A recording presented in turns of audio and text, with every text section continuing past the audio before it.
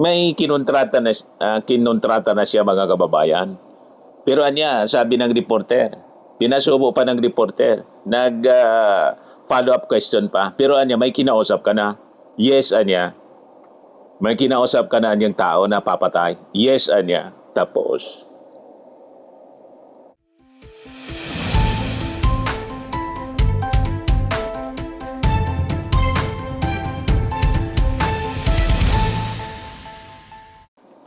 hello po mga kababayan, si Dante Marabilla. Sabi dito sa report ng Bilyonaryo News Channel, grave threats charge strongest ground versus Vice President Sara Duterte. Actually, sinabi na to sa una pa lang na statement ng prosecution panel. Tinanong ng mainstream media kung ano yung pinakang malakas. Lahat man malakas pero the strongest sa kaso ni Sara, yung pagbabanta sa ating Pangulong Bongbong Marcos, kay Lisa Marcos at kay Martin Romualdez. And that could be the reason, mga kababayan, kung bakit siya yung inuna. Nasa Article 4 siya, pero siya yung inuna, mga kababayan, na pag-usapan. Ngayon, nasa day 3 na tayo. Ibigay ko muna sa inyo itong balita dito, mga kababayan, sa Bilyonaryo News Channel. So dito pa lang sa pagbabanta niya, malamang sa malamang, ito yung mismong papako kay Sara Duterte. Yan o. Grave threats charge, strongest ground versus BP Sara, sabi dito sa report. Yung ebidensya mula mismo sa bibig niya. Diba? Authenticated ng National Bureau of Investigation. Yan yung naging presentation, mga kababayan, kahapon. Kaya introduction pa lang, opening statement pa lang, kinukontra na. May objection na agad si Atty. Narbasa. Sabi nga natin, buong mundo alam na yan at walang pagsisisi si Sara. Di ba? Never niyang pinagsisihan yung pagbabanta. Inaffirm pa niya, kinonfirm niya talaga, yes, anya, nangontrata na ako. Ang linaw-linaw, mga kababayan. Ayan o. I already asked. Kinonfirm niya. I already asked a person. Kinonfirm niya sa press con. Against 3 individuals. So, my question now to the administration, is revenge from the grave a crime? So, but you already talked to a person? Yes. Do that. May kinontrata na siya, mga kababayan. Pero anya, sabi ng reporter, pinasubo pa ng reporter, follow-up question pa. Pero anya, may kinausap ka na? Yes, anya. May kinausap ka na anyang tao na papatay? Yes, anya. Tapos, follow-up yun, mga kababayan. That was an interview na ginawa ni Sara, mga kababayan, after 1 month yata, or 2 months, or 3 months, nang gawin niya yung press con, online press con. You see? So wala siyang dinideny. Talagang kinonfirm niya, yes. Sabi dito sa balita, ito yung pinakang malakas, yung Article 4. Sabi dito, a political analyst on Wednesday said, the alleged grave threat made by Vice President Sara Duterte against President Ferdinand Marcos, Lisa Marcos, and Representative former Speaker Martin Romualdez could serve as strong ground for impeachment. Kahapon, the House prosecutors opened their case with a discussion on Article 4 of the Articles of Impeachment, which accused Duterte of culpable violation of the 1987 Constitution by alleged hiring an assassin to kill the first couple and Romualdez. Speaking on Bilyonaryo News Channel, Memo with Corina program, political analyst Froilan Calilong said, he considered the said article as the strongest allegations against Duterte. Medyo malakas talaga itong grave threats because there's really a video, sabi po ni Calilong.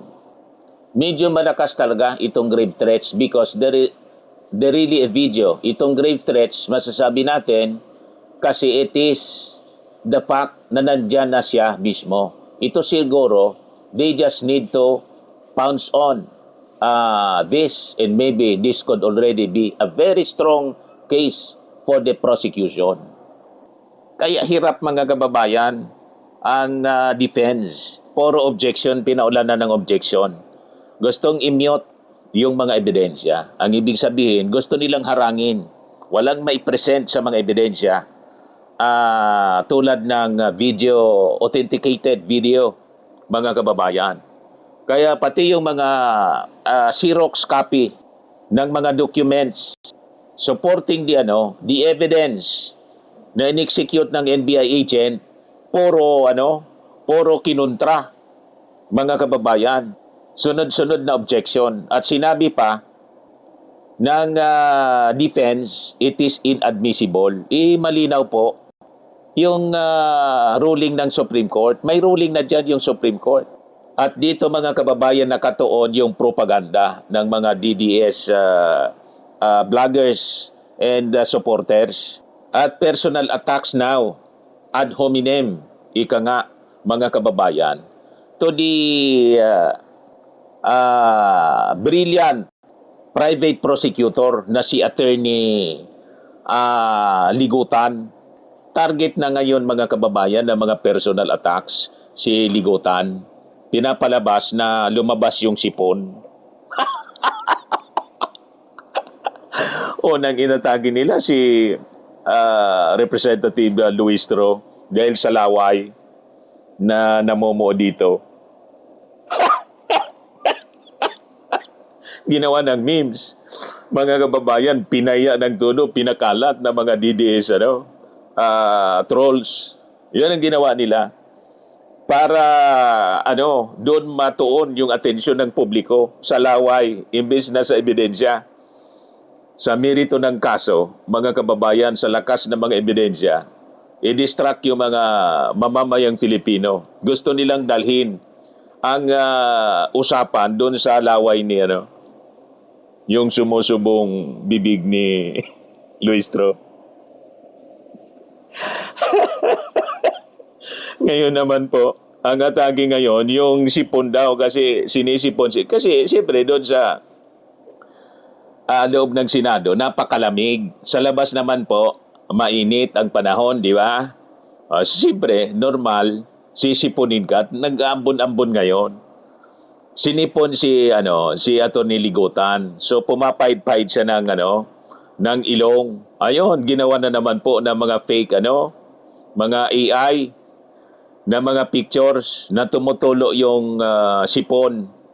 At bumanat na naman po si fake news peddler Jason Sa. Dating veteran journalist, ngayon fake news peddler na kasi naging DDS. Yun ang sinasabi niya. Sinare niya yung post ni Atty. Amando Berhil Ligutan. Sabi kasi ni Atty. Ligutan, and why am I trending online? Kasi sikat na sikat siya. Because of his brilliance. Na hindi makapurma si Atty. Narbasa, yung defense counsel ni Sara. Nagmukhang law student na lang. Sabi po ni Atty. De Rosario. Ngayon, nag-post si Jason Sa. Yan ang post niya. Jason Sa, 4 hours ago. Attorney, kung hindi mo alam kung bakit nga ba, makabubuti sigurong itanong mo sa digital forensic expert kung may kaunti kang katangahan. Pangutana sa imong mga amigo kung nagmaya ba sila sa imong pinagkalit mga panghambog ba. Kuan lang daw, Mando, suggestion lang siya ba? Kini-question niya, mga kababayan, tulad ng pag-question ng abogado ni Atty. Narbasa, doon sa mga dokumento, mga kababayan ng prosecution, yung witness na present, yung taga-NBI. So nagsulat po ng mga personal attack si Jason sa salitang salitang Bisaya. Ang sinasabing tumulo yung sipon ni Ligutan. Yung attorney ninyo napaihi. Si Atty. Sheila Sison.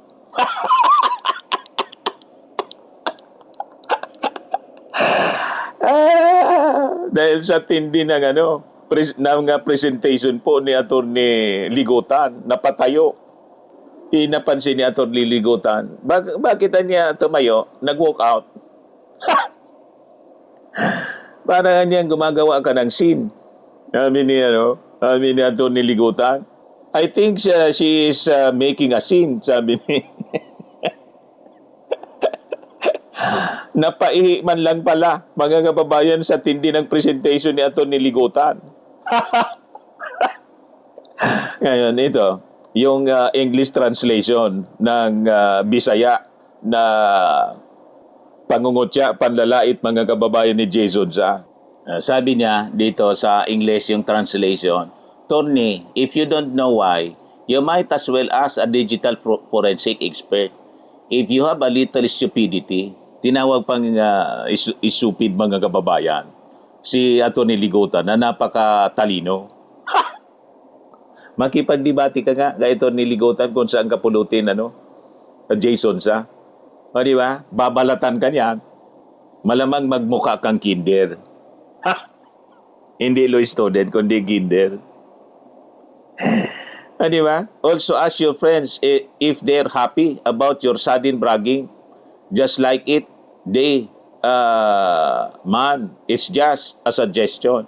But in my case, man, sabi niya, the real reason is, number one, you'll have a cold in 3 times. Then, you sniff in turns the microphone to the television volume. Ano naman ang problema doon kung sinipon si Attorney Ligutan? Problema ba yon? At yung pagsisinghot niyan, naririnig yung tunog sa microphone. Ano naman ang problema doon? That is normal sa sinisipon. Kahit kayo, di ba? Bakit? Yung in-invite ka, Jason, sa sinumpena ka ng Congress, di ba hinihika ka noon? At yung maaresto ka, di ba inatake ka ng hika at humingi ka ng tawag dito? Wheelchair. Dinig yung hininga po ninyo. Yung tawag doon, paghabol ng inyong hininga, dinig na dinig, recorded ng media. Di ba? That is normal sa sinisipon, sisinghot. Anong problema ninyo doon? Wala na kayo kasing issue na makita, kaya namimersonal na lang kayo. Ang ginawa ngayon ninyo na mga DDS, pinapansin ninyo yung tumutulo. Wala man nga pong tumutulo. Gumawa sila ng mga AIs, mga kababayan ni attorney. Pinapakita na tumutulo yung sipon. Ito yung mga pinapakalat ng mga DDS. Kahapon, laway ni Babo. Ngayon, sipon naman ni attorney. Yan gumawa sila ng mga AI video at mga mga picture AI. Ngayon naman sipon. Ano na naman kaya bukas? Hanggang doon na lang ang kaya ninyong gawin, panlalait, pamimersonal ad hominem, kasi hindi ninyo kaya yung merito ng kaso. Sa lakas ng ebidensya laban kay Sara, sa gusto ninyong i-distract yung tao sa mga isyong walang kakwenta-kwenta. Tama? Laitin na lang ninyo yung abogado kasi hindi ninyo kaya yung talino. Kung ano-ano na lang. Number 2, then you say that the certified true copy is Xerox. O, kita ninyo? Namimintas kayo, yung gamit ninyo ng salita, mali, photocopied ang dapat na tama. Photocopy. Ang Xerox kasi, ang Xerox is a brand ng makina. Xerox. No, di ba? Ang Xerox is a brand. Pangalan ng ng company. Yan Xerox is an American corporation renowned for manufacturing and servicing printers. Yun naman talaga, Mr. Maravillas, yung nakaugali na gamitin, magpa-Xerox. O di sige. Pero ang tama niya, magpa-photocopy. Yan ang tamang salita. Kasi yung Xerox po, That is a name of a corporation, American corporation, na nag-manufacture ng photocopier machine. Parang Colgate na close-up. O parang yung magpa-picture, magpa-Kodak. Sige na, okay na. Okay na tayo. It is already original or it's still the same as the original. Number 3, are you still blinking, beautiful eyes of your 8-in-1 witness that is always following the script or notebook? Anong script na sinasabi ninyo na ina-appreciate niya, tinitingnan niya kung tama yung kanyang pinipresent? Siyempre, may outline siya. So, nandun kasi kayo sa script na sinasabi ng abogado ni Sarah, are you following a script? Pina-strike out nga yon kasi hindi man yun totoo na may script na sinusunod. Walang script na sinusunod. Propaganda lang ninyo yon para sabihin na scripted yung lahat, pati yung pag-file ng kaso. Sabi pa niya, number 4, then your style of speaking yesterday in the Senate, you are always OA. You look like a host in the Miss Gay pageant in Mabolo or an announcer in boxing in Mandawi. Namintas pa. Bakit? Kaya mo yung galing ni Attorney Ligutan na napaka-brilliant? Ganon talaga ang style ng pag-present, pananalita, yung marespeto. Marespeto ni Attorney Ligutan. Laging may please. May your honor please. That is the style. Wala ka kasing practice na ganyan kasi broadcaster ka, journalist, na naging fake news peddler, na pariwara ang buhay.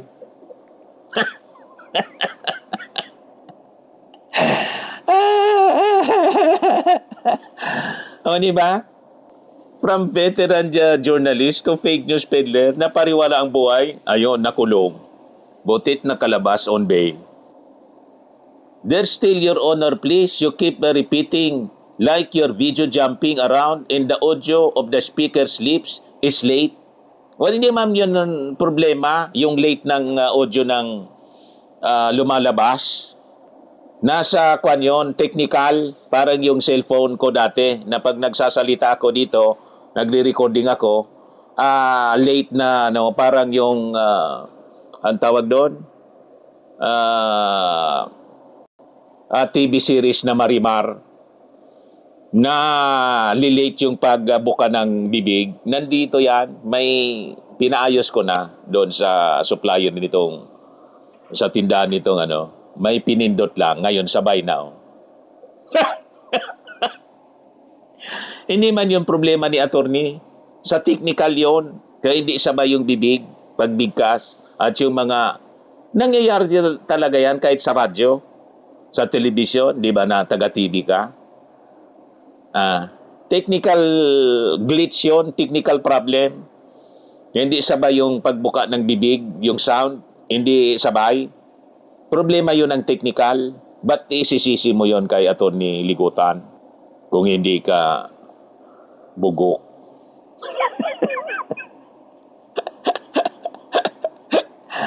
Di ba? Pigulian ka na kasi. Ulyanin.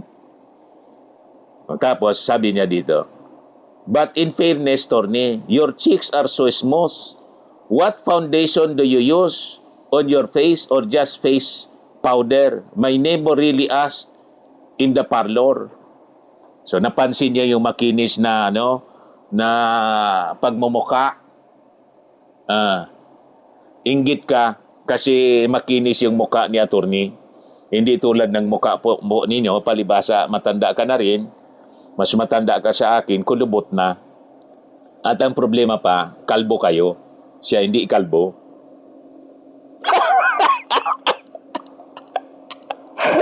At bungal.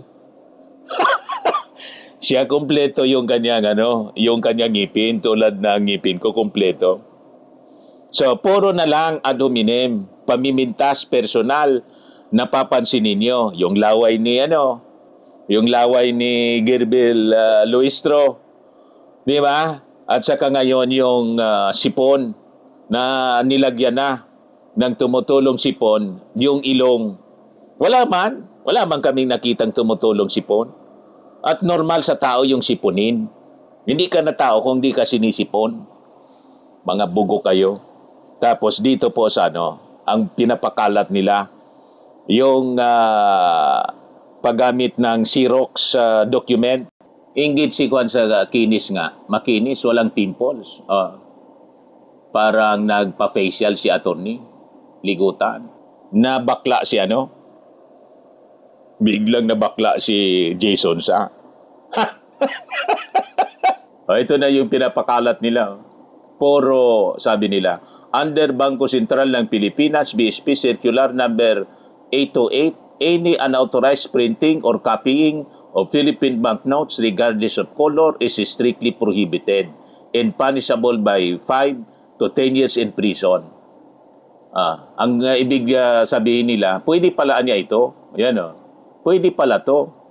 Yes, salamat. Nasolbad na gyud pangbayad namin kuryente sa bagong Pilipinas. Pwede na daw ang pwede na ang photocopying pera. Ganon ang kanilang mindset. Ganon ang kanilang pagkaintindi. Ganon kababaw ang kanilang pagkaunawa. Puro bugok. Questionin ninyo yung Supreme Court kasi may rulings yung Supreme Court na yung photocopy mula sa original pwedeng gamitin basta authenticated. Naintindihan ninyo? Questionin ninyo sa Supreme Court kung bakit ganon yung naging posisyon sinabi ni Atty. Ligutan. Pwede niya yan kasi may Supreme Court rulings na pinalabas. Sinupalpal sila nito nga voice of millennials. Ignorance of the law excuses no one. Ito na naman ang mga DDS na kulang sa reading comprehension. Pilit na tinitwist yung sinabi ni Atty. Ligutan na ang photocopy daw ay considered original na ngayon. Fact check muna tayo, totoo naman yon, pero strictly para lang sa rules on evidence sa loob ng korte, hindi para sa pera. Na ipapasirox ninyo yung pera, gagamitin ninyo na pambili, medium of exchange. Walang ganon na Supreme Court ruling na pwede na yung pera gamitin Xerox.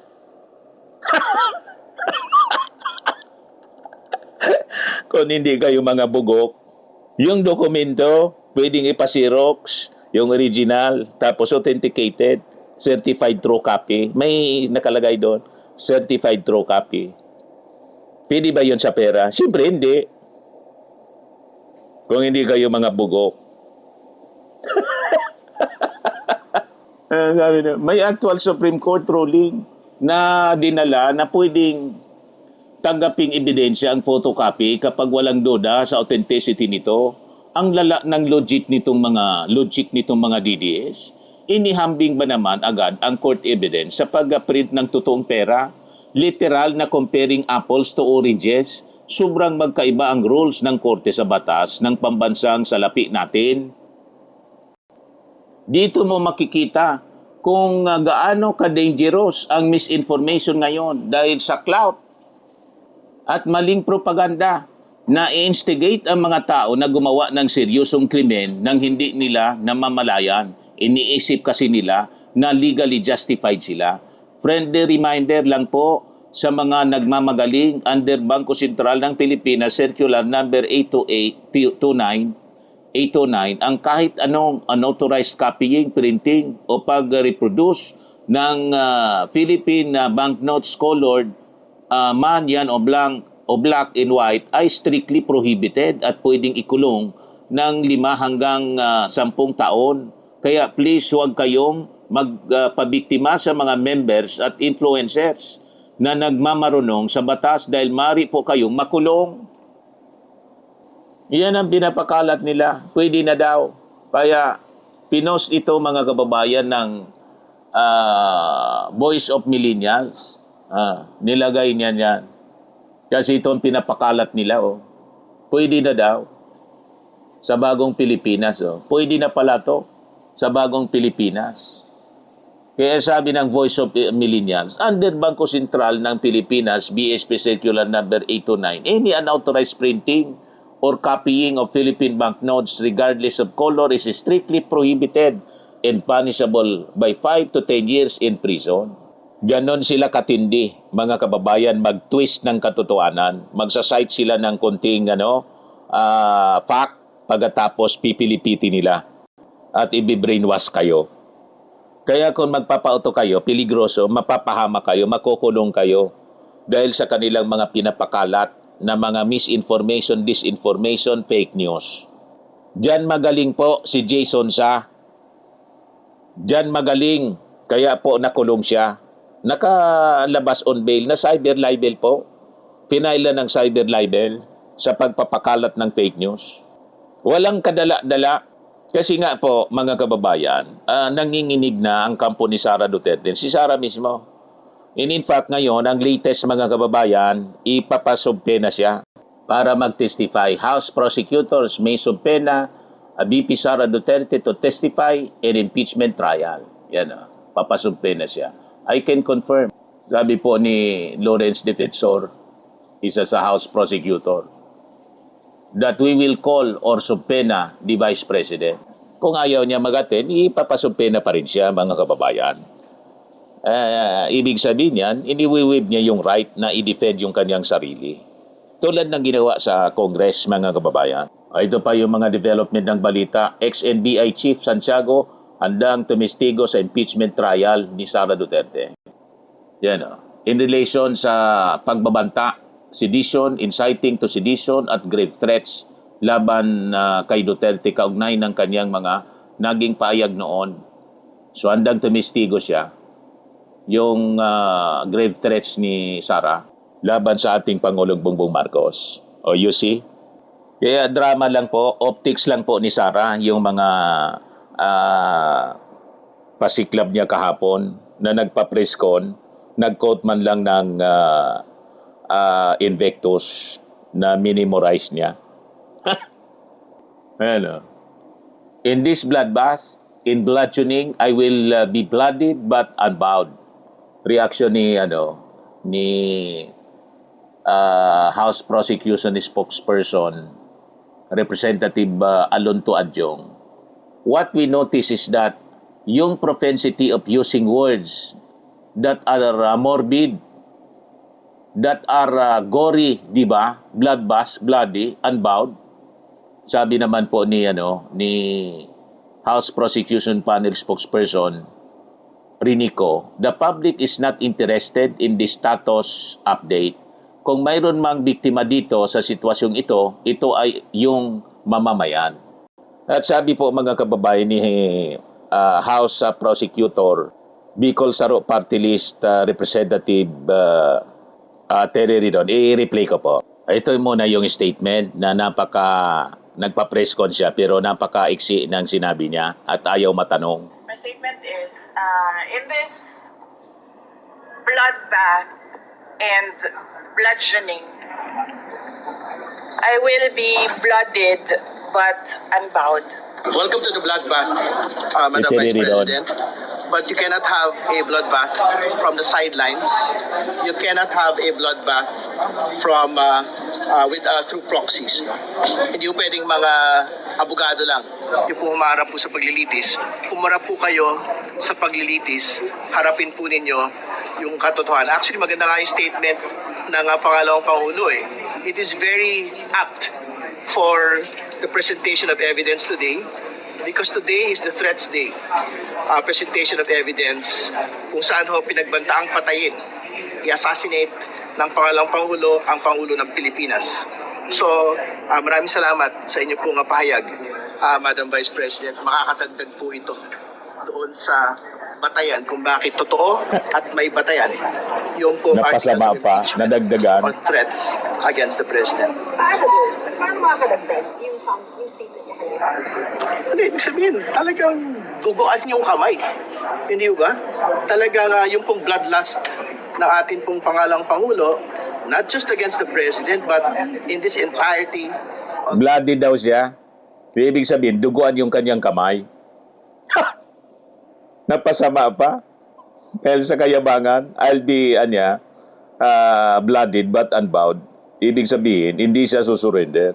Pinanindigan niya yung kanyang pananakot, yung kanyang pagbabanta. Yun ang ibig sabihin yun, mga kababayan. Pero sabi ni Terry Ridon, hindi man na niya pwedeng mag-bloodbath through proxy or proxies. Niya yung mga abogado lang, yung nagtutunggalian, mga kababayan, doon sa Senate impeachment trial. Kung gusto niya ng bloodbath, siya mismo dapat yung nandun para mag-bloodbath. Hindi yung bloodbath pagkatapos siya iiwas. Hindi niya through proxies. Humarap ka para may bloodbath. Mangyari yung bloodbath na sinasabi mo. Di ba? Kaya pinapasumpena na siya, mga kababayan, para siya mismo ma-cross-examine ng prosecution. Ganon po yon. Ayan man lang po, mga kababayan. Ako po si Dante Maravillas. Abangan natin maya-maya yung pagpapatuloy, day 3 ng impeachment trial. Ako po si Dante Maravillas. Bye-bye po. God bless.